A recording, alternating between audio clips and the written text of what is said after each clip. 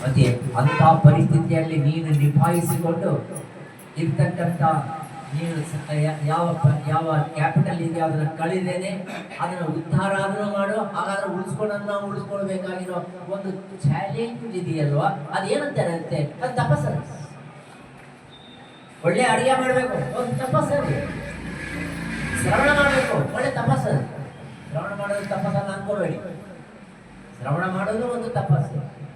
ಪ್ರತಿಯೊಂದು ಕರ್ಮನೂ ತಪಸ್ಸೆ, ಪ್ರತಿಯೊಂದು ಕರ್ಮನೂ ತಪಸ್ಸೆ. ಆದ ಕಾರಣನೇ ನೀನೊಂದು ತಪಸ್ಸು ಮಾಡು ಅಂತಂದು ತಪಸ್ಸಿಗೆ ಬೇಕಾಗಿರ್ತಕ್ಕಂಥ ಒಂದು ಮಂತ್ರ ಕೊಟ್ಬಿಟ್ಟು ಹೋಗ್ಬಿಟ್ಟು ಮಹಾತ್ಮ ಮಾಡಿದಷ್ಟೇ.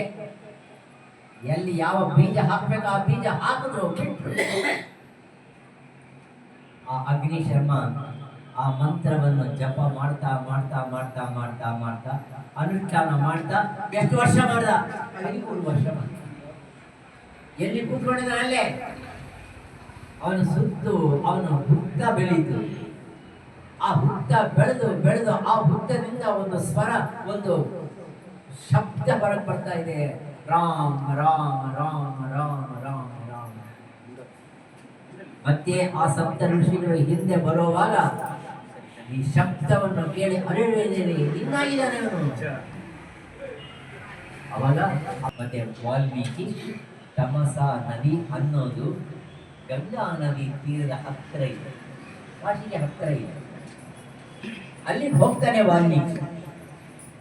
ಆ ವಾಲ್ಮೀಕಿ ಮಾಡ್ತಾನೆ ಅಂದ್ರೆ, ಅರೆ ಯಾವ ಮಂತ್ರವನ್ನು ನಾನು ಸಿದ್ಧೀಕರಣ ಮಾಡ್ಕೋಬೇಕಾದ್ರೆ ಎಷ್ಟು ಲಕ್ಷಾಂತರ ಸಾಧ್ಯ ನಾನು ತಪಸ್ಸು ಮಾಡಬೇಕು ಅದನ್ನ ಯೋಚನೆ ಮಾಡ್ತಾ ಮಾಡ್ತಾ ಮಾಡ್ತಾ ತಪಸ್ಸು ಮಾಡ್ತಾ ಇರ್ತಾನೆ.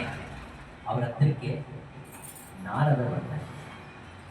ಬಹುಶಃ ಇಲ್ಲಿಗೆ ನಾವು ಕಥೆ ಅಲ್ಲ, ಇದೊಂದು ಇತಿಹಾಸ, ನಿಜವಾಗಿ ನಡೆದಿರ್ತಕ್ಕಂಥ ಇತಿಹಾಸ ಇದು. ನಾರದರ ಬರ್ತಾರೆ.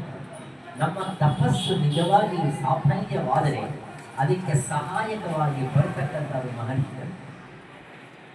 ನಾನೊಂದು ಚಿಕ್ಕ ಕಥೆ ಹೇಳಿದ್ರೂ ಇಲ್ವೋ ಗೊತ್ತಿಲ್ಲ.